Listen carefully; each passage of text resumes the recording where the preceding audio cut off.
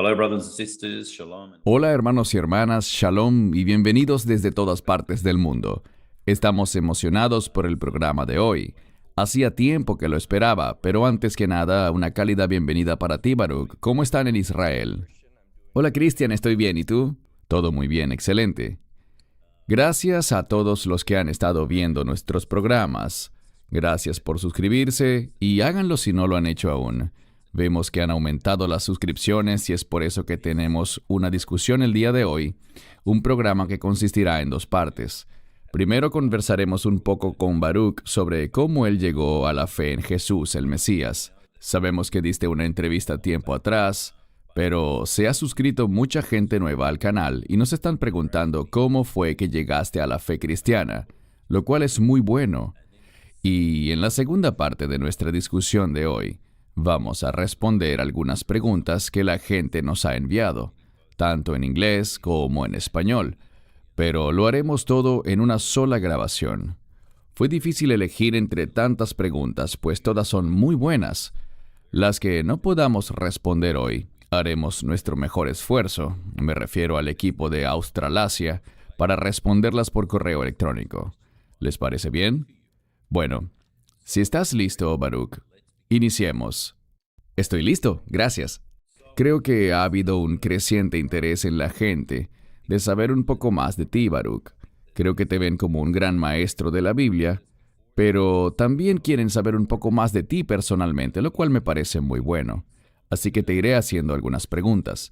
Espero que esto le dé a la audiencia un poco más de conocimiento y una visión más amplia sobre ti, Baruch. Para empezar, ¿dónde naciste? A veces digo que nací en Chicago porque me crié en Chicago, pero realmente nací en Atlanta, Georgia. Solo estuvimos allí por un tiempo breve antes de mudarnos al área de Chicago. Así que yo crecí realmente en el área de Chicago, pero nací y estuve por algún tiempo, muy poco tiempo, en Atlanta, Georgia. Entiendo, siempre en la costa este de Estados Unidos. Así es. ¿Y te criaste en un entorno familiar judío ortodoxo? Tanto mi madre como mi padre, según la ley judía, son judíos. Al recordar los tiempos de mi primera infancia, lo que tenía que ver con un contexto religioso, se hacía dentro de un marco ortodoxo. No quiere decir que siempre cumplíamos con todo, pero con lo que nos identificábamos tenía que ver coloquialmente, según la ley judía, con algo ortodoxo. Mis padres se han alejado un poco de eso. A medida que se han hecho mayores y a medida que mi hermano y yo nos hemos hecho mayores, eso pasó a tener menos importancia, pero se ha hecho más y más importante para mí después de llegar a la fe. Maravilloso. Y supongo que la pregunta clave aquí, y habrá más preguntas después, pero ¿cómo fue que llegaste a la fe cristiana? Creo que hubo dos cosas que realmente me pusieron a pensar sobre mí mismo en relación con los temas espirituales, con las cosas de Dios. Cuando estaba en mi último año de la secundaria, yo trabajaba en una zapatería de caballeros y la asistente del gerente era una mujer que no era judía, ella era cristiana. Una vez me pidió que la ayudara con la escuela dominical. En su iglesia local ella enseñaba a niños de 5 años. Y yo no la quería ayudar. No tenía ningún interés en eso. Era la temporada de gripe. Tenían pocos trabajadores y me pidió que la ayudara. Pero le dije que no. Me lo volvió a pedir la semana siguiente y era invierno y la gente estaba enferma y a ella le costaba hallar ayudantes. Y me dijo, solo quiero que me ayudes a vigilar a los niños. No tienes que dar clases, no tienes que ser parte de eso. Y a veces decimos cosas que en realidad no son ciertas. Por ejemplo, yo le dije que me gustaría hacer eso, pero que no podía porque los judíos tenían prohibido entrar a las iglesias cristianas. Y ella me dijo, ¿pero quieres ayudar? Y yo dije, sí, sí. Y eso no era cierto, yo no quería ayudar en lo absoluto, pero dije que sí quería. Y ella dijo, creo que puedes venir porque donde damos las clases es en un edificio normal que está frente a la iglesia. No tendrás que entrar en la iglesia ni nada, solo irías a ese edificio para ayudarnos. Así que eso hice, y lo que me resultó muy significativo fue ver a esos niños gentiles de 5 años y la lección de ese día era sobre Moisés. Y me asombré al ver a esos pequeños, todo lo que sabían sobre Moisés y lo emocionados que estaban. Querían decir lo que sabían de ese hombre judío tan importante de una época muy antigua. Y eso fue algo que me movió por dentro. Y me dije, debo enseriarme. No lo hice, ese momento pasó. Pero cuando fui a la universidad, me invitaron a una reunión que yo creía que era algún tipo de reunión de hombres de la fraternidad o una fiesta, pero no era así. Era de una organización llamada Comunidad de Atletas Cristianos, pero ellos la llamaban por sus siglas y yo no sabía qué significaban esas siglas, así que fui a la reunión y la gente empezó a hablar sobre la Biblia. Yo quería irme enseguida, apenas llegué, antes de que la reunión siquiera empezara. Vi a personas con Biblias en la mano y me dije, esto no es para mí. Y empecé a subir las escaleras para irme, y un amigo mío, el que me había invitado, su nombre es John Barr, hoy en día es profesor en el estado de Texas. Él venía bajando para ir a la reunión, y recuerdo que yo iba subiendo. Él me saludó, me puso la mano en la espalda por la nuca y me hizo bajar las escaleras de manera amable. Así fue que llegué a la reunión. Y realmente esa reunión fue algo que de verdad me transmitió varios mensajes. La gente empezó a orar por mí. Me retaron. Creo que lo que más decisivo fue en mi vida fue que me retaron a leer la Biblia. Y así fue que llegué a la fe. Empecé a leer la Biblia, que estaba en hebreo de un lado y en inglés del otro lado. Y cuando hice eso, solo el Antiguo Testamento, ni siquiera el Nuevo, solo el Antiguo. Por leer la Escritura, por las oraciones de la gente, por escuchar los relatos de los Evangelios y lo referente a Yeshua, simplemente me convencí de que Él es el Mesías de Israel. Y así fue como llegué a la fe, leyendo las Escrituras. ¿Estabas solo en ese momento de tu vida cuando dijiste, es momento de que yo entregue mi vida a Jesús? ¿Estabas solo o con otras personas? Bueno, cuando leí, eso ocurrió, creo, de septiembre a diciembre, cuando leí la Biblia. Y recuerdo la fecha, estábamos en la residencia estudiantil. Era el mes de diciembre, la semana de los exámenes finales. Era un sábado por la noche. Y antes de irnos a la biblioteca a estudiar para esa última semana de exámenes, nos pusimos a hablar de temas espirituales 4 o 5 personas. Y allí estaba otra vez John Barr. Él me dijo, porque ya para ese tiempo yo creía, pero no había hecho el compromiso, no sabía cómo hacerlo, qué era lo que tenía que decir, pero no tenía problemas en admitir que era pecador y que yo creía en que Yeshua, en lo que Él hizo en la cruz, como pago por mi pecado. Yo creía en eso, pero él me desafió esa noche, como a las 8 de la noche más o menos, a tomar una decisión de reconocer mi pecado, de invitarlo a entrar en mi vida, de afirmar públicamente que yo creía que él había muerto por mis pecados, que él había resucitado de entre los muertos y hacer ese compromiso. Así que no estaba solo, habían 3 a 5 personas allí en la residencia, en un área de reuniones donde hice mi profesión de fe. Y creo que ese fue el día en el que llegué a la fe y fui salvo. No antes de eso, aun cuando ya tenía fe, pero fue hasta que realmente tomé esa decisión de invitarlo a mi vida. Así que habían algunas personas conmigo. ¡Wow! Alabado sea Dios. Parece que el Señor realmente usó a John Barr para acercarte al reino. Oh, ciertamente lo hizo. De hecho, les hago un comentario adicional. Antes del coronavirus, íbamos a estar en Houston, donde él vive, y logré contactarlo. Mi esposa lo encontró en internet. Le escribimos a su correo para reunirnos, así que espero que la próxima vez que vaya a Texas pueda ir a verlo, porque verdaderamente él tuvo un gran impacto en mi vida. Qué bueno. Si nos estás viendo, John, le damos las gracias a Dios por tu persistencia. Buen trabajo. Ahora bien, tu otra mitad, la encantadora Rivka, a quien he tenido el placer de ver en muchas ocasiones. Ella llegó a la fe cristiana primero, y brevemente dinos cómo fue que ella llegó a la fe. Sí, habían invitado a su mamá, a un grupo de mujeres, un grupo de estudio. Ella fue, y su madre llegó a la fe. Poco después de eso, empezó a compartir su fe con sus hijos. Y para ese momento, Rivka tenía 5 años, así que ella llegó a la fe desde muy pequeña a través del testimonio de su madre. Y creo que todos se imaginan a una niña de 5 años que oye a su madre decir: esto es en lo que creo, esto es lo que deberías hacer para tener una relación con Dios, para que vayas al cielo. Así que ella desde muy pequeña hizo esa profesión de fe. ¡Wow! Alabado sea Dios. Bien, luego de recibir a Jesús como tu Señor y Salvador, ¿cómo impactó eso a la gente que estaba a tu alrededor, incluyendo a tu familia? Porque a veces oímos que llegar a la fe a veces es algo muy positivo, un asunto positivo para quienes te rodean. Pero otras veces, tristemente, no es tan positivo para quienes te rodean.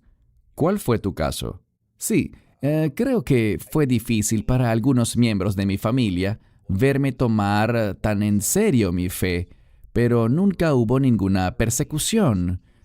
Nunca hubo, digamos, realmente eso no me causó mayores problemas, ni a mi familia, ni con mis amigos. Así que tuve en todos los aspectos una vida bastante sencilla. No pasé por cosas demasiado duras. Tal vez porque Dios sabe que soy débil y no podría lidiar con eso. No lo sé, pero mi familia ha sido muy comprensiva. Creo que la mayor dificultad con mi madre fue cuando decidimos mudarnos a Israel. Y ella lo vio como un pecado imperdonable que nos lleváramos a sus 3 únicos nietos fuera de Estados Unidos para mudarnos a Israel, donde ya tenemos casi 20 años viviendo. Y mi madre me dijo muy enérgicamente: si te vas a Israel, te sacaré del testamento. Si mi padre fuera alguien como Bill Gates, eso quizás habría tenido mayor impacto en mí, pero no me preocupaba mucho quedar fuera del testamento, así que... En fin, eso fue así lo más difícil que te puedo contar, pero creo que me volvieron a incluir. Maravilloso. Ahora bien, cuando acababas de llegar a la fe cristiana, ¿alguna vez en tu vida te imaginaste que ibas a tener un ministerio como el que tienes ahora? Para nada. De hecho, incluso al venir a Israel, lo que había visualizado que haríamos aquí, aunque hacíamos algo de eso, pero de manera muy distinta, nunca me vi a mí mismo haciendo lo que estamos haciendo ahora, en este nivel en el que lo estamos haciendo, y cómo Dios ha bendecido esto, y los contactos, y todo lo que estamos teniendo. Realmente, sinceramente, nunca lo pensé. Eso demuestra que los caminos de Dios no son los nuestros, ¿cierto? Completamente es así. Ahora, mucha gente alrededor del mundo te ve como a un gran exponente y maestro de la Biblia, pero ¿ha habido algún momento en tu vida en el que tuvieras una experiencia sobrenatural con el Señor? Yo creo que Dios claramente pone cosas en el corazón de las personas, dirección, nos da deseos. La Biblia dice que Él nos dará sus deseos o nuestros deseos, es decir, que Dios nos da deseos. Sus deseos se convierten en nuestros deseos si caminamos fielmente. Pero en cuanto a experiencias sobrenaturales, compartiré 2. ¿Está bien? Y ambas sucedieron hace mucho tiempo atrás. Una fue cuando estaba sentado en una clase de la universidad. Era una clase de literatura y ese día estábamos hablando de la Biblia y el profesor estaba hablando de la primera esposa de David, que se llamaba Michal, y oí ese nombre y pensé, realmente me gusta ese nombre. Me dije eso a mí mismo. Y hubo algo muy fuerte. Escuché dentro de mi mente algo. Simplemente escuché una frase que decía, a la mujer con la que te vas a casar le gusta el nombre Michal. Esa fue una experiencia muy extraña. Y justo cuando terminó esa clase, aquel día, me levanté y ya yo conocía a Rivka, aunque solo de vista. Se sentaba cerca de mi puesto en el salón de clase, pero nunca habíamos hablado, realmente no habíamos hablado mucho. Para ese momento yo no sabía cuál era su apellido, ni mucho menos. La reconocía de vista y punto. Y cuando nos íbamos, ella estaba frente a mí, y ella no se acuerda de eso, pero se volteó y me dijo, Mijal, me gusta ese nombre. Y tuve que volverme a sentar. Fue algo realmente inusual. Nunca había tenido una experiencia como esa.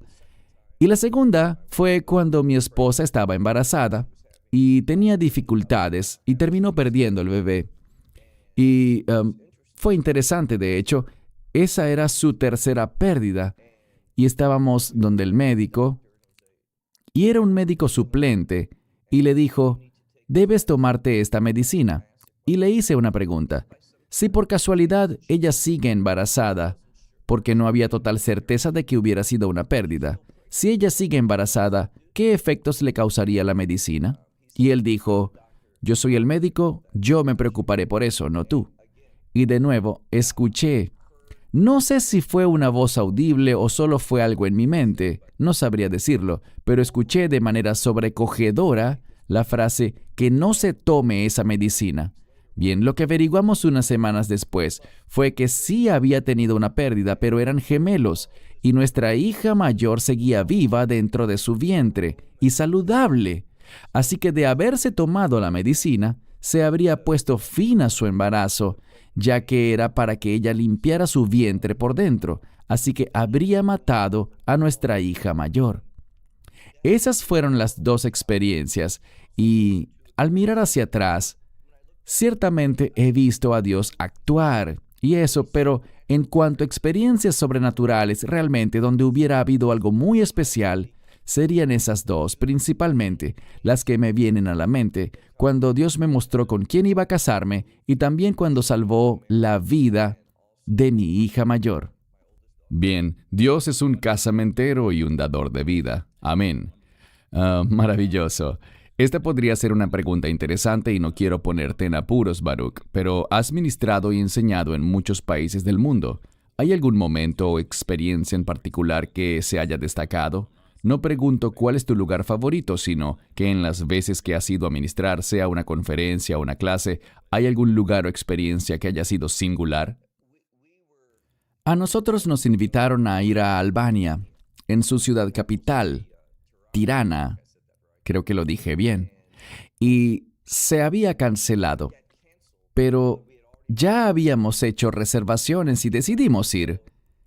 En el equipo tenemos a un hombre de Dios. Tú lo conoces, se llama George Popa.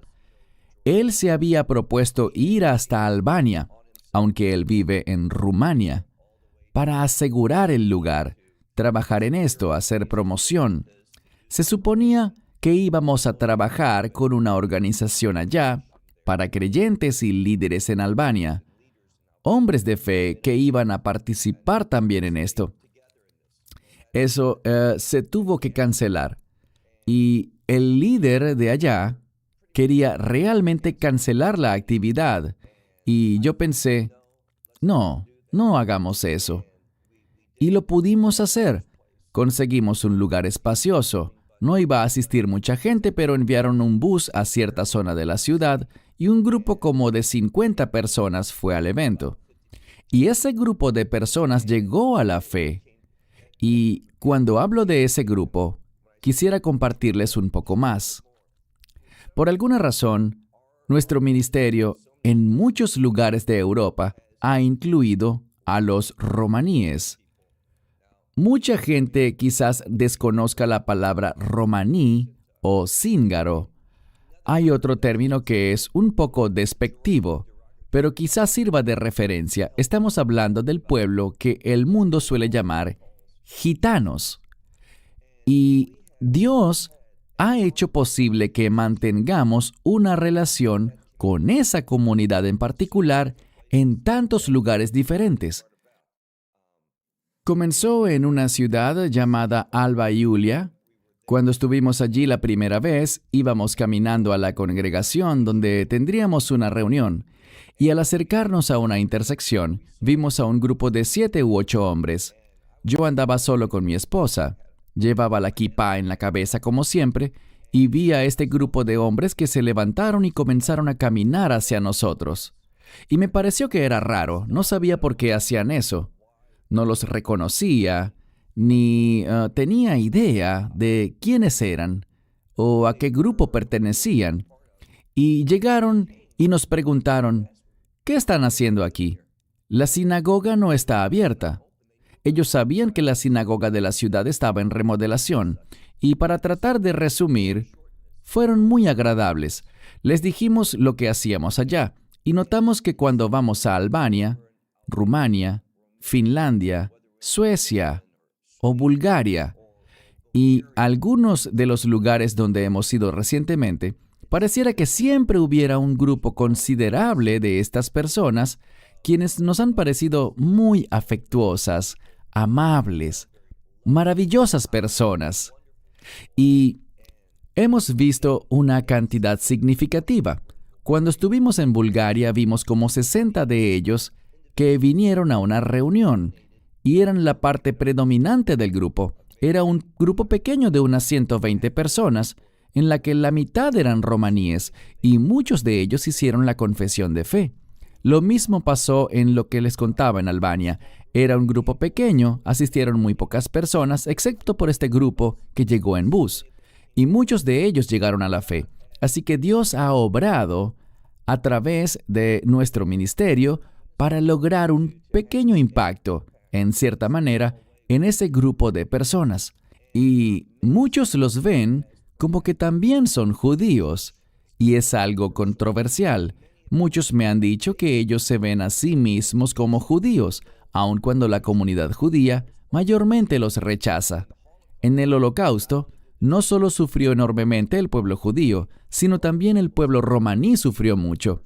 Fueron perseguidos y todo eso. Pero en fin, vemos cómo Dios nos ha usado para llegar a esta gente buena, afectuosa, gente que ha hecho la profesión de fe en una proporción mucho mayor que otros.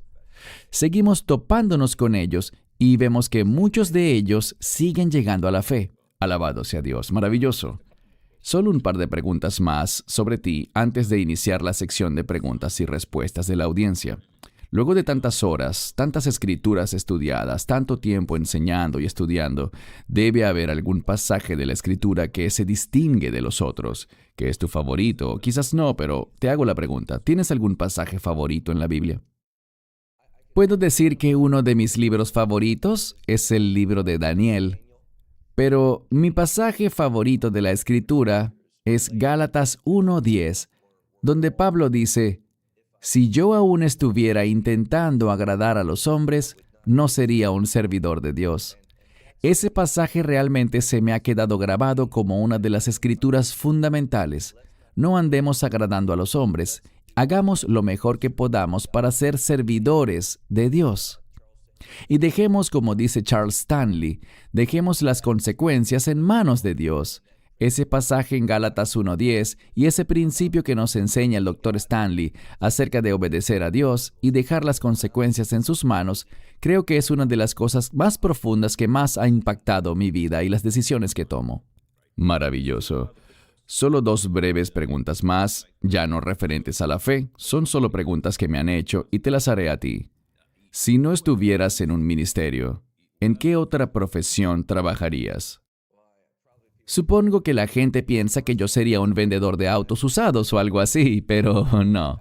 Te digo, lo que yo pensaba hacer cuando estaba en la universidad, me estaba preparando para entrar en la política, porque sentí que ese era un modo de ejercer influencia en una comunidad, entre las personas.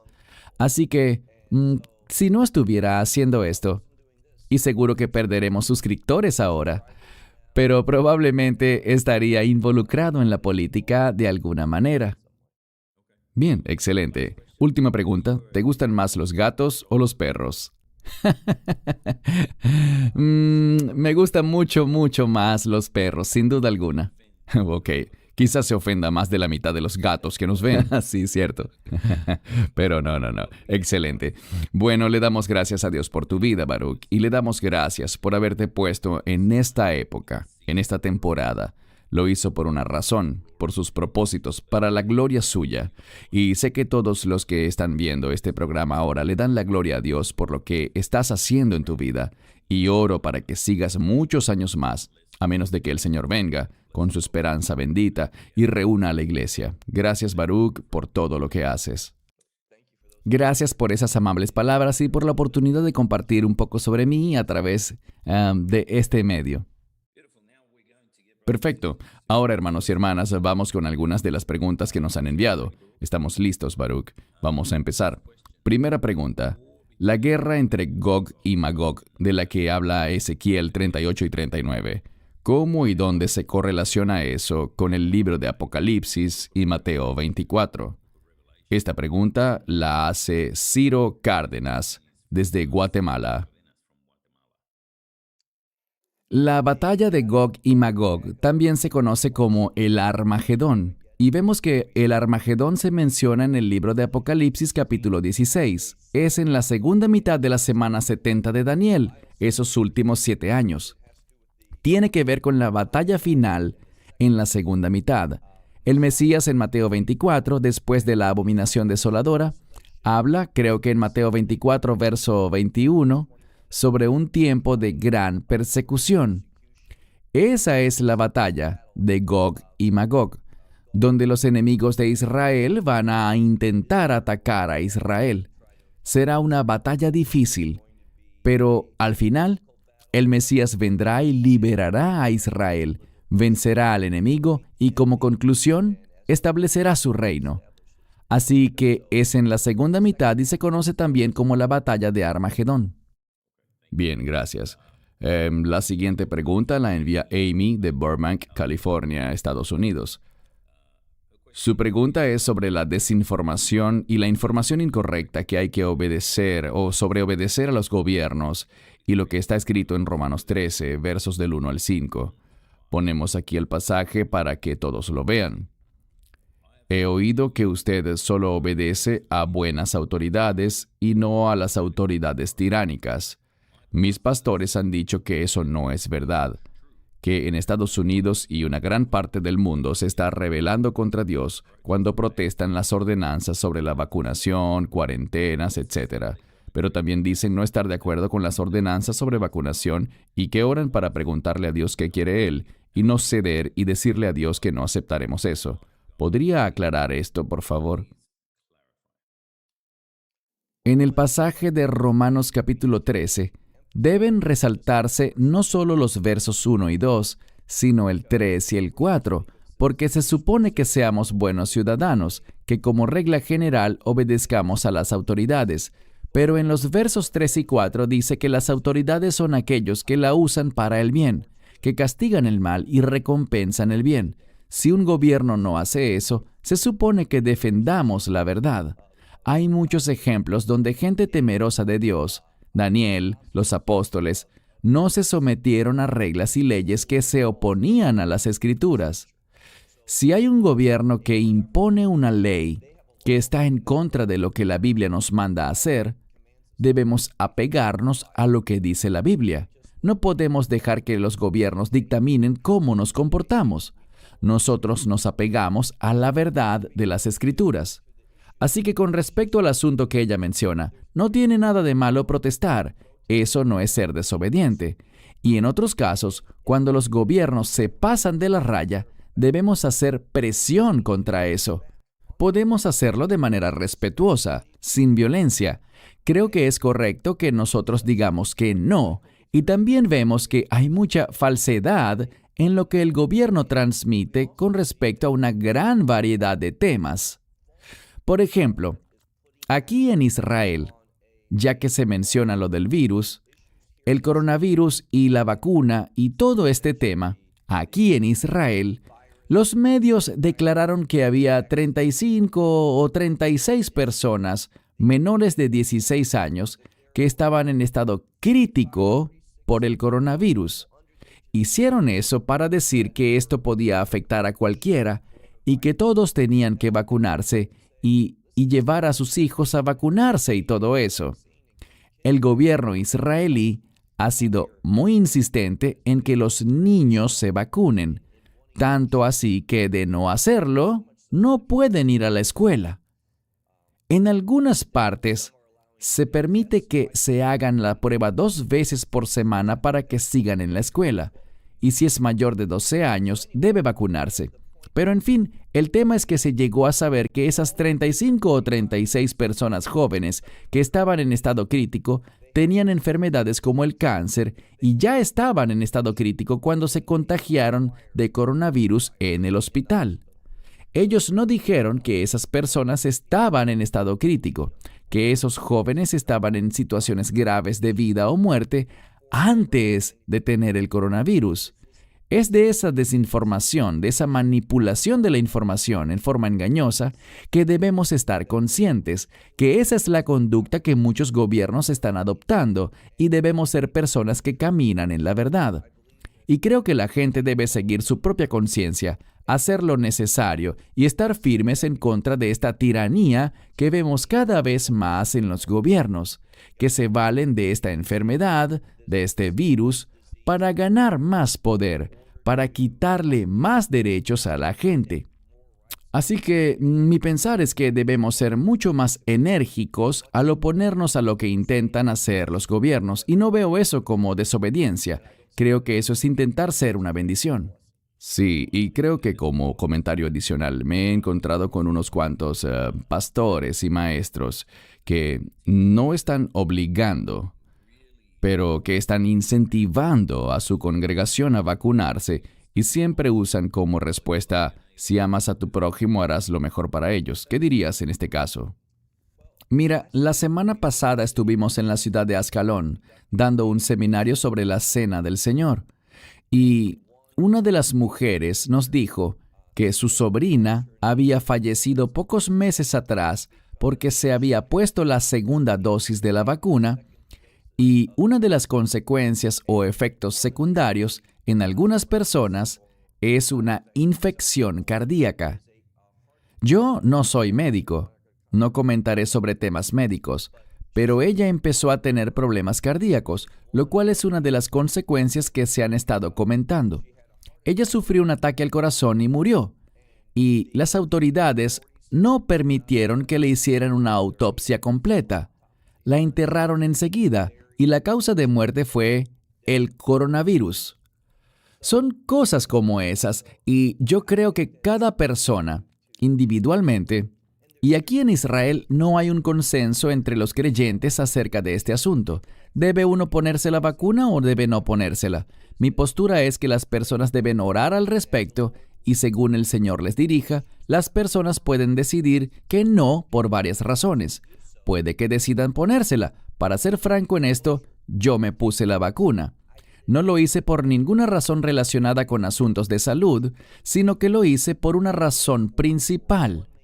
Y es que, al principio, dijeron que si uno se vacunaba, podría viajar. No tendrías que hacerte todas estas pruebas, no tendrías que hacer un montón de cosas, sería algo más normal. Nosotros pensamos que eso era importante para nuestro trabajo, poder viajar. No pensé en ningún momento que esa vacuna fuera buena o mala, o que fuera perjudicial o no. No pensé en nada de eso, no ocupaba un lugar en mi lista de prioridades si me voy a morir o no por la vacuna o por no ponérmela, y si me contagiaba o no. Nada de eso me preocupa. Simplemente no pienso así. Yo solo pensé, estamos aquí, queremos trabajar, queremos hacer cosas que nos parecen importantes y por eso lo hicimos. La gente debe tener esa libertad y no ser condenados si deciden hacerlo o no. En cuanto al tema de salud, yo no estaría a favor de eso en lo personal. No lo digo desde el punto de vista médico, porque no tengo la formación necesaria, pero no creo, por lo que vemos ahora, que esa vacuna sea tan saludable, pues conocemos a varias personas que se la pusieron, la tercera dosis, y aún así se contagiaron. Así que no es una cura confiable para esta enfermedad en lo absoluto. Mi opinión personal, que quizás no valga mucho, es que esa vacuna no es muy útil si tienes que ponértela a cada rato. Aquí hasta se está hablando de una cuarta dosis, una quinta dosis, así que prepárense, cada 6 meses deberás ponértela. Para mí eso no es una vacuna de verdad, en mi opinión. Sí, gracias por eso.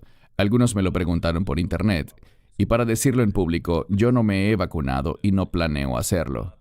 Pasemos entonces a la siguiente pregunta, Baruch. Pregunta 3. Mari nos dice, ¿podría explicar un poco sobre el libro de Enoch? En particular, ¿por qué no es parte de la Biblia? Y quizás algo que crea relevante a lo que ocurre actualmente en Israel y en el mundo. En relación al libro de Enoch, creo. Sí. Yo solo hago comentarios sobre los libros bíblicos. En la universidad nos mandaron a leer los libros apócrifos y el libro de Hanoch, o Enoch, como lo quieran pronunciar. No recuerdo nada sobre él. No lo recomiendo. Les diré una historia muy breve. Aquí en Israel hay un instituto bíblico y si te apuntas en su boletín de noticias, te envían una copia gratis del libro de Enoch. ¿Por qué un instituto bíblico se pondría a distribuir un libro como ese? Mi opinión es que hay que alejarse de eso, alejarse de esas cosas. No está en las Escrituras, no es algo que debamos leer o estudiar. Es obvio que está fuera de la Biblia.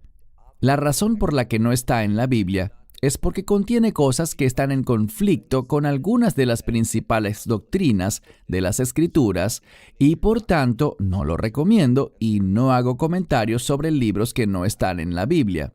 Son libros apócrifos. Si no es de las Escrituras, no conozco al respecto. Bien, aprecio tu respuesta. La siguiente pregunta es de Cecilia, desde la ciudad de Nueva York. Se ha hablado sobre Daniel 12, versos 11 y 12, pero ella está un poco confundida. ¿Por qué hay días adicionales? Si de principio a fin, incluyendo la ira de Dios dura 1290 días, ¿para qué son los días adicionales? No sé si eso último es correcto. Lo que tenemos aquí son 75 días adicionales que se dividen en 30 y 45. Sabemos que los últimos 7 años pueden dividirse a la mitad. En un sentido general, 42 meses, 3 años y medio, 1260 días. Lo que resalta en el pasaje de Daniel 12 al que ella se refiere es que en vez de ver 1260 días, se dice que son 1290. Hay 30 días adicionales. En la Biblia, el número 30 tiene que ver con el luto y con la muerte. Por ejemplo, el libro de Números, cuando murió Miriam, al igual que cuando murió su hermano Aarón, los hijos de Israel guardaron luto durante 30 días. Del mismo modo, vemos que 30 piezas de plata fue el precio que Judas recibió por traicionar al Mesías, lo que llevó a su muerte. Vemos que el Mesías inició su ministerio a la edad de 30 años y él fue enviado al mundo a morir, a entregar su vida. Así que una posible explicación para esos 30 días adicionales es que sabemos que el Mesías volverá, y me refiero a la segunda venida, no al rapto, sino a la segunda venida. Dice Zacarías que los hijos de Israel mirarán al que fue traspasado y guardarán luto, como lo hacen por un hijo único, un primogénito. Eso es un luto de 30 días, y luego tenemos 45 días más para llegar a 1335. Y dice, bienaventurado el que espere y llegue a ese periodo de tiempo. Son 75 días adicionales. Muchos enseñan, no solo yo, sino mucha gente ha señalado que puede que en Zacarías 13 haya una referencia al Yom Kippur, esa inmersión, ese manantial que se abre.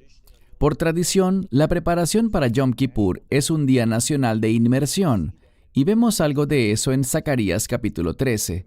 Y del Yom Kippur al Hanukkah siempre hay 75 días, todos los años. Hanukkah es la fiesta de la dedicación. Vemos que históricamente fue cuando el templo que había sido profanado fue purificado, dedicado y volvió a estar en servicio. Sabemos que la abominación desoladora ocurrirá en el punto medio, y luego, al transcurrir 1335 días de eso, tendremos la inauguración del reino de Dios.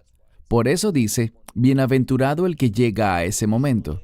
Así que los días adicionales son significativos porque nos enseñan sobre el luto que guardarán los hijos de Israel al ver al Mesías, y luego la llegada de ese día específico, Hanukkah, para la dedicación y la inauguración de la adoración en el templo durante el reino milenial. Bien, gracias. La siguiente pregunta es de Steve, desde Reino Unido. Él dice, ¿podría explicar el pasaje de Colosenses 1, verso 20, sobre lo que parece ser una misión extendida de reconciliación a través de la cruz con los que están en el cielo? ¿Esto tiene relación con Hebreos 9:23? Ese es otro pasaje que no entiendo. Sí, creo que Steve va por buen camino. Creo que su razonamiento y a lo que él está aludiendo está en lo correcto. Lo que vemos aquí es que esos dos versículos hablan del ministerio del Mesías, no solo aquí, y no necesariamente a los que están en el cielo, sino que sabemos que el Mesías dijo, luego que resucitó, no me toquen, aún no he ascendido hasta el Padre. Vemos que de la misma manera en que Moisés inauguró o puso en acción la adoración en el tabernáculo, e hizo eso a través de la purificación con sangre, sabemos que eso es un patrón de lo que hay en el cielo. Así que muchos eruditos creen que después de que el Mesías murió, ascendió al cielo para purificar, y uno diría, ¿para qué habría que purificar algo en el cielo? Está la rebelión de Satanás y los ángeles. Y a veces, para poner las cosas en orden, para esa santificación, no se hace necesariamente porque algo esté impuro, sino que es para que algo entre en vigor, para validarlo, iniciarlo. Y lo que dice, básicamente, que la obra del Mesías ha preparado el reino para su revelación. Y eso es lo que esperamos. Vemos en el libro de Apocalipsis que ese reino va a descender y el trono de Dios se establecerá en la tierra durante el reino milenial. Así que la obra del Mesías no solo tuvo un efecto en este mundo, sino que principalmente esto es un patrón de lo que ya hay arriba. Y el Mesías hizo esa obra allá arriba para inaugurar y para que entrara en vigor un nuevo tiempo que fue establecido por el poder de su sangre. Así que el poder de su sangre es, ciertamente, una influencia en el reino de Dios. Tiene un impacto en el reino de Dios, en eso que esperamos. Así que su ministerio tuvo efecto no solo en la tierra, sino también en el cielo. Entendido. Excelente pregunta, Steve. Gracias por eso. La siguiente pregunta es de Iris en Nueva York. He sido cristiana por 6 años, estudio enfermería y allí conocí a una mujer judía ortodoxa que sigue todas las tradiciones judías al pie de la letra. En lo personal siempre me han interesado las fiestas judías. ¿Cómo puedo hablarle a esta señora de Jesús sin crear hostilidad? Creo que le añadiré otra pregunta de alguien más que es similar a esta. Mucha gente pone mucho énfasis en que hay que tener cuidado en cómo ministras y cómo evangelizas a los judíos. Lo hacen ver como que si tuvieras que andar con un extremo cuidado. ¿Cuál es tu respuesta ante esta situación, Baruch? Una de las mejores maneras, y lo que hacemos aquí en Israel, es que hago muchas preguntas. Y es bueno no tener esa intención de ofender a nadie. No queremos hacer nada que hiera a alguien o que los haga sentir innecesariamente incómodos. A veces al hablar pondremos a alguien incómodo. Eso es parte de esto, pero ese no es el objetivo. Y una de las maneras de aliviar eso es preguntarle a esa persona ciertas cosas. Te he visto haciendo esto, leí en las Escrituras esto otro, y quizás con más énfasis en el Antiguo Testamento. Acabamos de terminar la fiesta de Sukkot, la fiesta de los tabernáculos. Quizás preguntar de eso, oye, leí esto aquí, ¿puedes ayudarme? He visto que cuando haces preguntas y pides ayuda, muestran una gran disposición a responder, a compartir. Eso abre el diálogo, forja una relación. Y esa mujer que nos escribe que es muy tradicional y observante, puede empezar a conocer, creo que me dijiste que se llama Iris, que ha sido creyente desde hace 6 años en Nueva York. Ella puede conocer lo maravillosa que es Iris, que está llena de amor, del amor de Dios, y que se preocupa por su compañera de trabajo. Ella podrá ver eso. Mi consejo es que la manera más fácil de hacerles llegar la palabra de Dios es haciendo preguntas. ¿Cómo ves esto? Leí esto, pero no sé si entendí bien. ¿Me ayudarías? ¿Qué opinas al respecto? ¿Por qué haces tal y tal cosa? estoy muy interesada en esto. Veo estas cosas que tienen que ver con las Escrituras. De esa manera abres una conversación, un diálogo en ese aspecto, y luego simplemente dices, soy creyente, pero siento un gran respeto por lo que dice el Antiguo Testamento. Quiero entenderlo mejor porque creo que tiene relevancia para mi fe. Ese tipo de preguntas y conductas abrirán una relación en la que Dios actuará en ella, en el momento apropiado, de la manera apropiada, dando las palabras para compartir de manera más eficaz el mensaje del Evangelio, Dios mediante. ¿Recomendarías también ser selectivo con las escrituras y las preguntas? Es decir, yo no soy una persona muy paciente, como sabes. Yo voy directo a Isaías 53. A los judíos les pregunto, ¿qué ves en esta escritura? ¿Tú no recomendarías hacer eso, imagino? Bueno, yo creo que debe ser algo que sea relevante para el momento. Una de las cosas que le diría a ella es que si puede acceder a un calendario de lecturas semanales de la Torá y los profetas, quizás le ayude a hacer preguntas sobre la porción de la Torá de esa semana, el parashá de la semana. La razón de esto, y claro que aprecio el poder de Isaías 53, pero muchos, sobre todo en los Estados Unidos, muchos judíos, cuando les llegas y les preguntas por Isaías 53, ya les han enseñado en sus comunidades que si alguien les dice algo sobre eso, es un misionero. Quieren hacer que te conviertas. Quieren robar tu alma del Dios de Israel. Así que, a veces, esos pasajes bien conocidos de la Escritura los pondrán sobre aviso, aun cuando ese pasaje es maravilloso. Tenemos a un conocido, por decirlo así, que ha salido a grabar a personas que responden sobre Isaías 53. Él ha obtenido resultados muy buenos de gente aquí en Israel que no sabían eso, que se interesan y escuchan al respecto, y Dios ha bendecido eso. Conocemos a una mujer en Miami que viola toda norma de supuestos expertos que dicen cómo llegarles a los judíos. Ella rompe todas esas normas, pero no conozco a nadie que haya ganado a más judíos para la fe que esa mujer, porque ven en ella su amor, su compromiso con el Señor, su personalidad, lo que Dios ha manifestado a través de ella. Así que, ¿quién sabe? Sigan la dirección del Señor. Sí, así es. El Espíritu Santo hará que suceda. La siguiente pregunta es de Samuel desde Londres. La Biblia hace referencia a los eunucos en pasajes como Mateo 19:12 y Hechos 8:27 al 39. Pero por lo que veo, no hay referencia a que ellos sean pecadores. ¿Me podría dar su opinión al respecto? En ese pasaje de Mateo 19, se habla de distintos tipos de eunucos, según cómo se hicieron eunucos, y esa palabra a veces se usa para referirse a un sirviente. En el libro de Isaías, creo que era en el capítulo 56, si no me equivoco, se habla de los eunucos de manera muy positiva, de que no los echaran a un lado porque sienten que han sido marginados, porque no pueden tener hijos y eso. Pero cuando hablamos de eunucos, hay diferencias y el Mesías habló de eso. Algunos eunucos fueron hechos eunucos en contra de su voluntad, y eso ciertamente sería un acto muy pecaminoso en contra de ellos, de volverlos eunucos para que no sintieran deseos por las mujeres y se dedicaran más al servicio, y que pudieran confiar en que ellos no tuvieran relaciones con tu mujer si eran sirvientes confiables dentro de tu hogar.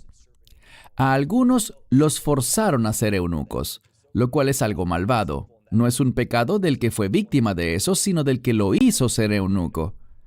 Otras personas lo hacían por su propia voluntad, y diría que esto es problemático, que alguien se hiciera eunuco a sí mismo para poder obtener un empleo como ese. Eso no es un acto apropiado, castrarse a sí mismo para poder tener un puesto bien remunerado y prestigioso en un gobierno o en la casa de alguien adinerado. No creo que eso sea algo bueno. También se habla de que otras personas nacen con un llamado en su vida para ser célibes, de dedicarse completamente al Señor. Y ese es un llamado, y es algo bueno para quien lo tiene. Creo que es muy poco común, no es algo que suceda por defecto. No es alguien que diga, bueno, yo no estoy casado, tengo 35 años, no tengo ningún propósito, quizás Dios quiere que yo sea célibe. Yo creo que esto es algo que la gente, desde una temprana edad, sabe que tiene ese llamado. Creo que es muy poco común, pero depende. No creo necesariamente que alguien en esa última categoría, de los que fueron forzados a eso no es algo pecaminoso. Ellos no pecaron. Pero si el objetivo es obtener ganancias financieras y para eso se hacen eunucos, no creo que eso sea algo bueno. Pero bíblicamente, vemos que los eunucos, como dice el libro de Isaías, tienen un lugar especial en el corazón de Dios, aun si hicieron una elección incorrecta. Dice que Dios no los ha marginado. Siempre hay una forma de regresar. En segundo lugar, vemos lo que dicen las Escrituras en Hechos 8 sobre ese eunuco etíope, que quizás era un judío que había ido a adorar, y puede que él no fuera literalmente un eunuco. Ese término a veces se usaba para designar a un oficial de alto rango en el gobierno. Así que, si se trataba literalmente de un eunuco o no, hay debates al respecto, y no tengo problema en pensar que sí lo fuera. Él seguía siendo un hombre de fe que buscaba a Dios y Dios lo llevó a la fe a través del ministerio de Felipe. Correcto, excelente. La siguiente pregunta es de Jill desde Sudáfrica. Algunos cristianos citan las Escrituras sobre la abominación desoladora y declaran que la iglesia seguirá aquí y que veremos al anticristo. Pero esa escritura no se refiere a la segunda venida. No, yo diría que la abominación desoladora sucede a la mitad de la semana. Al ver la escritura, yo le sugeriría a ella que revisara 2 a Tesalonicenses capítulo 2, y allí claramente se habla de que nos juntaremos en Él. Entonces, no es que Él venga al mundo, sino que Él nos reunirá, y mencioné la palabra en 2 veces. En griego es la palabra epi. Ese es un prefijo que se le añadió a la palabra juntar, así que es juntar en, y luego tenemos la redundancia. Se vuelve a usar la proposición puesta de manera independiente.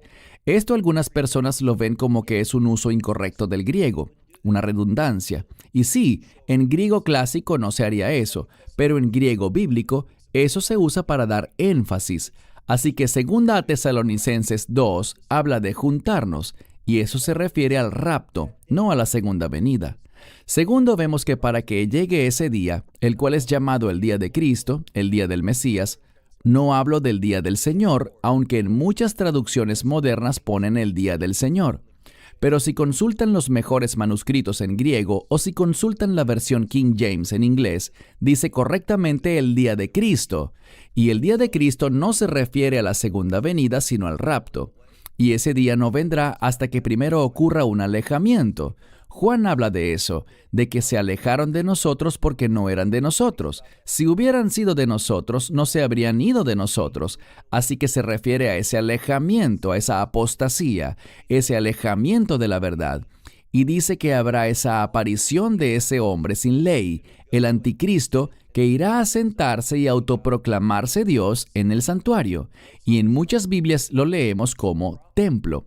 Eso es un problema porque no es la palabra girón, que es como se dice templo en griego, sino la palabra neos, que en este caso sale como neón, pues está en modo acusativo, pero se refiere al santuario, quizás haciendo referencia al lugar santísimo. Yo creo firmemente que la iglesia verá al anticristo. La iglesia no será arrebatada en el rapto antes de la abominación desoladora. Creo que ese será el último evento. Estoy muy convencido de eso. Ese será el último evento que verán los creyentes. Así que si alguien tiene la impresión de que el rapto sucederá antes de la aparición del anticristo, yo no conozco ningún verso que diga eso. El pasaje al que la gente alude es también 2 a Tesalonicenses capítulo 2, donde se habla del que detiene al anticristo. Conozco a otro creyente israelí aquí en Israel que da un mensaje sobre eso. Y no está haciendo bien su tarea, porque hay algo que nunca dice sobre ese que detiene. Si se refiere a la iglesia, es interesante porque ese que detiene se menciona de 2 maneras. en género masculino y en género neutro. La iglesia siempre está en femenino. Vemos que es incorrecto asociar a la iglesia y al Espíritu Santo como si fueran uno solo. Yo creo en la Trinidad. El Espíritu Santo no puede ser removido. Él es omnipresente. Así que creo firmemente que lo que está deteniendo la aparición del hombre de pecado, al anticristo, en la palabra se describe como que se hace a un lado. Lo que lo está deteniendo lo seguirá haciendo y luego se hará a un lado. No está diciendo que va a ser quitado o removido. El término harpazo, para el rapto, se refiere a dejar de estar en un sitio, a ser quitado, removido, a ser arrebatado rápidamente. Pero la palabra que se usa con respecto a ese que detiene es solo hacerse a un lado. Significa permitir, no habla de remoción. Debemos prestarle mucha atención a las Escrituras en vez de oír a esos que dicen frases comunes, golpeando el púlpito y afirmando, yo no esperaré al anticristo, yo esperaré al Cristo verdadero. Eso suena bien, debemos esperar al Cristo verdadero, pero eso no significa que el anticristo no aparecerá antes del rapto. Escribí un libro corto sobre esto. Tenemos mensajes sobre esto, varios de ellos acerca del rapto. Así que invito a esta persona a que los vea, a que estudie y se asegure de convencerse por sí misma con base en las Escrituras y no solo por lo que oigan decir a otras personas. Amén. Gracias por tu respuesta. La siguiente pregunta es de Miguel, desde San Antonio. Y también varios espectadores anónimos hicieron una pregunta similar. Si nos obligan a ponernos la inyección y nos negamos, y nos echan del trabajo por no aceptar eso, ¿cuál es su recomendación? ¿Cómo hacemos para pagar las cuentas, el alquiler, comer? Si alguien se siente inclinado a no ser vacunado, en lo cual yo no veo problema alguno, creo que eso sería lo mejor, a decir verdad, y reitero, yo me la puse. Así que puedes tomar tu propia decisión, pero todo lo que hacemos tiene sus consecuencias. Eventualmente, en algún momento, nos veremos obligados por causa de nuestra fe a estar en una posición en la que no tendremos recursos, no tendremos trabajo, no podremos usar el dinero, incluso si lo tenemos, y tendremos que depender de Dios. Les diré algo. Si alguien siente en su conciencia que no quiere hacer algo y por eso lo despiden del trabajo, tendrá que encontrar otro trabajo. Hay consecuencias, hay sufrimiento por ser fiel, por ser leal a tu conciencia, a ir a donde Dios quiere que vayas. Así que eso podría significar que tendrás que encontrar otro empleo donde te permitan trabajar sin la vacuna o ser creativo para empezar tu propio negocio o lo que sea. Para eso que en hebreo se llama parnasá, el sustento. Pero nos acercamos a eso. Yo realmente no veo que la vacuna sea la marca de la bestia, pues no cumple con los requisitos bíblicos para eso. Pero como lo hemos hablado a veces, en otras discusiones, Cristian, sí está sentando las bases.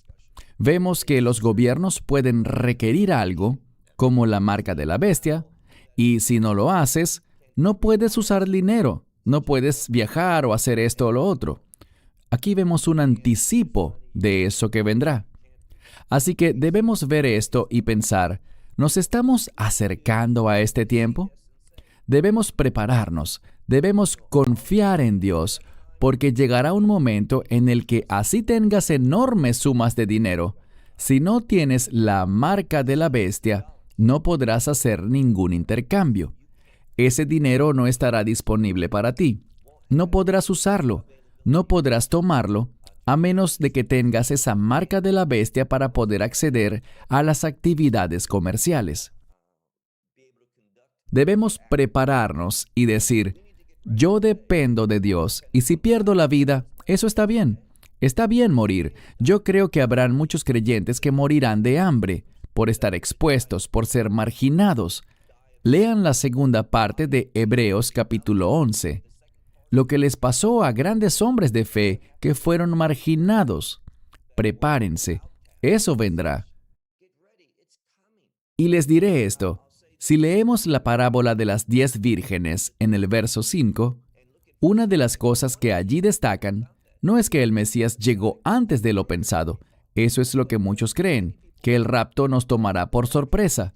Tienen una falsa doctrina de la inminencia del rapto, es decir, que este puede suceder en cualquier instante. que ningún evento lo precederá. Pero bíblicamente no es eso lo que vemos. Los versos que muchos usan para hablar de la inminencia no lo reflejan. Y además, cuando el Mesías habló de la venida del novio por la novia, quiero que eso se entienda bien. La venida del novio por la novia, Él se tardó. Así que vamos a pasar por sufrimientos. Puede que muramos de hambre. Puede que muramos de otras cosas por ser fieles al texto. No se sorprendan de eso. Esto es solo un anticipo de algo que será mucho peor. Gracias. Estoy consciente del tiempo, así que quizá no respondamos todas las preguntas, pero si te parece bien, Baruch, haremos una segunda sesión de preguntas y respuestas en el futuro, ¿está bien? Por supuesto, pero responderemos algunas más hoy. La siguiente es de Natalia desde Costa Rica. En Joel 2:28 se habla del derramamiento del Espíritu de Dios. Y sucederá después que derramaré mi espíritu sobre toda carne. Sus hijos e hijas profetizarán, sus ancianos soñarán sueños y sus jóvenes verán visiones. ¿Esto pasará en los tiempos finales? ¿Y significa esto que veremos más milagros en los últimos días? Obviamente sabemos también que esta escritura se usó en el libro de Hechos en relación con el día de Pentecostés, cuando Pedro explicó esto, y su propósito es principalmente para los últimos días, no hay duda de eso. Pero si vemos el pasaje del que habla Pedro, algunas de las cosas no pasaron de eso que él dijo, pero él lo usó para decir, ahora es el momento de invocar el nombre del Señor. Empieza ahora, en la era de la iglesia, la gente necesita invocar el nombre del Señor, y eso empezó con la creación de la eclesia, la congregación del Señor, la iglesia, y se extiende hacia ese evento del que se habla en Joel capítulo 2 para la versión en inglés, Joel capítulo 3 en la versión hebrea. Mayormente es un evento para los últimos días, cuando el sol se oscurecerá y la luna se tornará roja como la sangre. Vemos que habrán otros cambios cósmicos en el cielo, estrellas que caerán, etc. Todas esas cosas anunciarán que la ira de Dios es inminente. Eso es lo que será inminente, su ira, en el momento en el que veamos eso. Segundo, los versos anteriores acerca del poder, la profecía, el derramamiento del Espíritu de Dios. Sí, eso que recién dijimos, todo ese sufrimiento. Dios es fiel. Cuando su pueblo pase por la adversidad, esperen mayores milagros, mayores manifestaciones. Siempre que haya persecución, cuando ésta aumente históricamente, las señales y prodigios también aumentarán. Así que yo espero que entre los creyentes en los últimos días, en tiempos de esa cruenta persecución, vamos a ver milagros, un movimiento poderoso del Espíritu Santo en ese periodo de persecución de los creyentes. Amén, muy bien. Siguiente pregunta. Quien la hace desea mantener su anonimato. Parece que el único aspecto del carácter de Dios en el que la Iglesia occidental cree, y el que acepta, es su amor. Su santidad, su soberanía y su ira suelen ser rechazadas por ser incompatibles con un Dios amoroso. ¿Cuál es el peligro en que los creyentes solo acepten esa doctrina con respecto al carácter de Dios o de Yeshua? Aprecio mucho esa pregunta porque estoy muy de acuerdo con la premisa que plantea. Y es que hemos entendido mal lo que es el amor, porque Dios ama la justicia y odia el pecado. Como Dios es santo, Él va a castigar. Se moverá en maneras que muchos de los que pertenecen a las iglesias más liberales, más progresistas, según las llaman ahora, en maneras que la iglesia moderna quiere rechazar. Y eso acarrea graves consecuencias porque no tienen una visión bíblica de Dios. En Estados Unidos hay una mujer que podría ser... vi una entrevista de ella cuando estaba en un evento de confirmación. Esa es una mujer que estará a cargo de todos los capellanes de las Fuerzas Armadas de Estados Unidos y su teología es herética. Ella es de las que hablan del amor, pero de lo que ella cree que es el amor de Dios. Y si no estás de acuerdo con su visión del amor de Dios, eres un hereje y todo eso. Y ella está muy alejada de la verdad bíblica. Estoy de acuerdo con esta pregunta. Es vergonzoso que la gente esté intentando tergiversar. Esa es la palabra, ¿cierto, Cristian? Tergiversar. Sí, tergiversar. Sí, tergiversar el carácter de Dios. Y cuando tenemos una visión desequilibrada de Dios, se producirán malos resultados. Y eso está afectando a la iglesia hoy en día. Y como sabemos, sí, Dios es amor. Pero cuando Jesús regrese, regresará como juez. A veces la gente olvida eso. La siguiente pregunta es de Fernando, desde Colombia. ¿Qué significa lo que dijo Juan el Bautista cuando habló de que Jesús iba a bautizar con el Espíritu Santo y con fuego? Creo que le agregaré algo a eso, Baruch, porque otros han preguntado algo parecido. Hay dos tipos de doctrinas. Algunos enseñan, obviamente, Él bautizará con el Espíritu Santo. La cuestión es más con la segunda parte. Algunos enseñan que la referencia al fuego no es algo bueno, es algo referente a estar separados eternamente de Dios. Y otros enseñan que ese fuego es para perfeccionar, que es algo bueno que nos purifica y nos acerca mucho más a Dios. Pero, dinos qué opinas tú, Baruch. Aprecio lo que dijiste. Yo estoy de acuerdo con eso último. Juan hacía un bautismo de arrepentimiento. Llegó el Mesías y Él pasó por ese bautismo del Espíritu Santo y nos dio el Espíritu Santo. Vimos que en Pentecostés el Espíritu Santo vino en lenguas de fuego, que se posaron sobre ellos para eso que dijiste, perfeccionar, purificar. Pero también sabemos que el fuego es visto como una forma de juicio. Y el juicio no es necesariamente malo. La disciplina es una forma de juicio. A quien Dios ama, lo juzga y lo disciplina, lo castiga. Eso es algo bueno. Del mismo modo en que cuando yo estaba creciendo, mi padre, por el amor que me tenía, yo nunca fui abusado. Él impactó mi vida porque me disciplinó, y eso es algo bueno. El bautismo en general tiene que ver con la preparación para el servicio. Así que ese fuego puede ser visto como algo que nos purifica, como tú dijiste, que nos perfecciona. Estoy totalmente de acuerdo con eso, pero a veces en la Escritura algo puede ser usado para diversos fines, y es para poner las cosas en orden. El juicio de fuego de Dios pondrá las cosas en orden. Así que ambas cosas no están en conflicto necesariamente.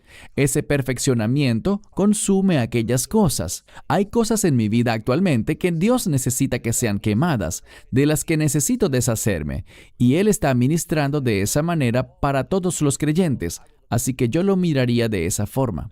Bien, gracias. La siguiente pregunta es de Denise en Perth, Australia Occidental. Se habla mucho de falsos profetas en estos días, y estoy de acuerdo con eso. Yo también. Sin embargo, ¿acaso la Biblia no nos enseña sobre los dones del Espíritu y sobre todo buscar con ansias el profetizar? Sí, y yo no veo conflicto en esto.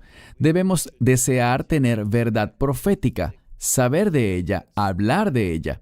Ahora bien, creo que muchas veces el profeta moderno es aquel capaz de discernir profecía en la Escritura, que es relevante para cierta situación. Y no digo con esto que Dios esté limitado, solo que no le da escritura a la gente en el sentido de escribir nuevas escrituras. Ese no es el caso, claro está. El canon está cerrado. Pero Dios puede dar palabras de sabiduría, puede darle palabras proféticas a las personas que sean nuevas, frescas, no dudo de eso. Pero lo que hablábamos en la primera parte de la pregunta es de que habría muchos falsos profetas. Van a aumentar los falsos profetas. Y eso no significa que no debamos desear ser usados por Dios como un verdadero profeta. Pareciera que cuando Dios se mueve en una dirección, el enemigo se mueve en otra. Así que no hay conflicto aquí. Solo se está diciendo lo que hace el ministerio del Espíritu Santo en ciertas personas que son llamadas a ejercer este rol. Y vemos que el enemigo tendrá falsos profetas y bíblicamente sabemos que hay una tendencia a que haya más profetas falsos que verdaderos. Sí, sobre todo como lo hemos denunciado en videos de discusiones anteriores, sobre esos que profetizaban que Dios les había dicho que Trump sería reelegido enseguida para un segundo mandato y cosas así, o sobre gente como Kenneth Copeland, que en el marzo de 2020 dijo que el coronavirus se había acabado, y aún hay gente que sigue ese ministerio. En fin, me estoy desviando del tema. Jenny García Martínez desde Honduras pregunta, ¿el diezmo es aplicable a la iglesia en la actualidad? Bueno, Baruch, disculpa, antes de que respondas, creo que mucha gente usa la escritura de Malaquías para decir, traigan los diezmos al alfolí y les derramaré bendiciones, se abrirán las ventanas del cielo. Muchos de los que predican sobre prosperidad usan ese pasaje en específico. Así que es una buena pregunta. ¿Es aplicable el diezmo a la iglesia en la actualidad? Es una buena pregunta. De hecho, las preguntas que hemos visto hoy han sido realmente excelentes, de personas serias que desean conocer y buscar la verdad. Espero que podamos ayudarlos en eso un poco, en cierto modo, poderlos asistir. Sobre esta pregunta, hay un término, la hermenéutica, que viene a ser el estudio de la metodología de la interpretación de las Escrituras. Es interesante, hay muchos pastores que dicen que ya no estamos regidos por la ley, es cierto. Eso significa que no estamos bajo el juicio de la ley. La palabra bajo en esa frase implica juicio. Pero en un sentido, caminamos bajo el régimen nuevo del Espíritu que no está en conflicto con la ley, pero no va necesariamente de acuerdo con la letra de la ley. El diezmo era algo que se hacía en el templo para los sacerdotes, específicamente. Había varios tipos de diezmo. No tenemos un sacerdocio activo en Israel hoy en día. Sabemos que se habla de que somos un sacerdocio de creyentes, pero no los tenemos en ese otro sentido. Así que es imposible diezmar. No hay un lugar en Israel para eso. El templo no existe. No hay líderes del templo hoy en día entre los sacerdotes. Pero, ¿es el diezmo un buen principio? Sí. ¿Lo debemos hacer tal como dice la letra de la ley? Enviándolo a Jerusalén, los 2 diezmos y hay un tercero también. ¿Hacemos eso? No podemos hacerlo hoy en día, pero es un muy buen principio tener un monto mínimo para dar. Si alguien dice, ¿es bueno dar el 10% de tus ingresos para la obra de Dios? Claro que sí. Ese es un buen punto de partida. ¿Dios honrará eso? Yo creo que ese es un buen deseo del corazón, que muestra obediencia. ¿Es obligatorio diezmar hoy en día? No. Pero yo creo que la gente que realmente desea servir a Dios usará eso, verá ese principio y lo aplicará bajo la guía del Espíritu Santo en su vida para sus donaciones. Dar es algo que también se enseña en el Nuevo Pacto, así como en el Antiguo. Así que ¿estamos obligados a diezmar por la ley? No. ¿Ese es un principio bueno para nuestra vida? Sí. Excelente, buena respuesta. Y Dios ama al dador alegre, pero recuerdo que Derek Prince dijo una vez que Dios no recibe tus propinas, pero creo que tu respuesta fue excelente, Baruch. La siguiente pregunta es de Leslie. Es un poco larga, pero creo que es importante. Somos de los que no se han vacunado. Hemos tomado esa decisión basada en razones personales y espirituales. Hablábamos sobre la persecución, la exclusión y el odio que se ha manifestado hacia los no vacunados. Recibimos acusaciones de no amar al prójimo. Creo que comentamos un poco sobre eso, pero es una buena pregunta. Y de actuar de manera egoísta. Hemos hablado de lo difícil que es todo esto y nos cuesta entender qué es lo que está pasando. Uno de nosotros comentó que los creyentes serán perseguidos en los tiempos finales y que eso sería tan claro que se nos pediría renunciar a nuestra fe cristiana como la única manera de salvarnos o morir. Todos estuvimos de acuerdo. También hablamos de hacer el sacrificio de recibir esa inyección en contra de nuestra voluntad para complacer a los demás. Mi pregunta es, ¿tiene alguna opinión o comentario al respecto? Creo que ya hablaste un poco de esto, pero si quieres extenderte un poco más, Baruch, hazlo. Bien, quiero decirles que mi corazón y mis oraciones están con la gente que siente que no debe ponerse la vacuna. Apoyo eso. Creo que es correcto si el Señor los conduce por esa vía por la razón que sea. No vacunarse no es un acto egoísta, no es una falta de amor. La gente debe ser libre de tomar las decisiones médicas que sientan que son correctas para ellos. Creo que lo que sucede ahora, con esos que dicen que es por falta de amor, me parece que es muy ofensivo para la gente. El mundo ha cambiado tanto y creo que lo que vemos aquí, para mí, Es muy interesante espiritualmente ver cómo el mundo ha cambiado tan rápidamente. Nadie habría imaginado un escenario como este 5 años o 10 años atrás. Y, bueno, yo me crié en los Estados Unidos y ahora vivo en Israel. Pero en Estados Unidos, el hecho de poder elegir no hacer servicio militar por tu conciencia, eso era permitido antes. La gente podía no estar de acuerdo, pero estaba permitido. La libertad para tomar decisiones médicas, de tomar tus propias decisiones. Lo triste es que, y me saldré un poco por la tangente, yo no creo que sea una decisión médica matar a un niño que no ha nacido, que aún está en el vientre. Esa no es una decisión médica. En mi mente, eso es asesinato. Nadie tiene el derecho de hacer eso. Pero ellos se valen de la consigna mi cuerpo, mi decisión para eso. Pero cuando se trata de la vacuna, desechan todo eso. Así que vemos la hipocresía de muchas personas. Mi único consejo es que, lo que dijimos anteriormente, si no es la vacuna, será otra cosa. Si no es ahora, pasará en otro mes o dentro de 1 o 2 años o 5 años. Prepárense. El sufrimiento vendrá. La persecución por ser seguidores de Dios va a aumentar. Si no es por una cosa, será por otra. No se preocupen por eso. No se lamenten. Solo dense cuenta de que esto es un precursor de lo que se convertirá en la norma. Será un tiempo de mucho odio, hostilidad e insultos. Eso lo vemos hoy. Si eres defensor de la moralidad bíblica, eres un intolerante. Si dices la verdad de las Escrituras sobre muchos asuntos, eso en muchos sitios es visto como incitación al odio.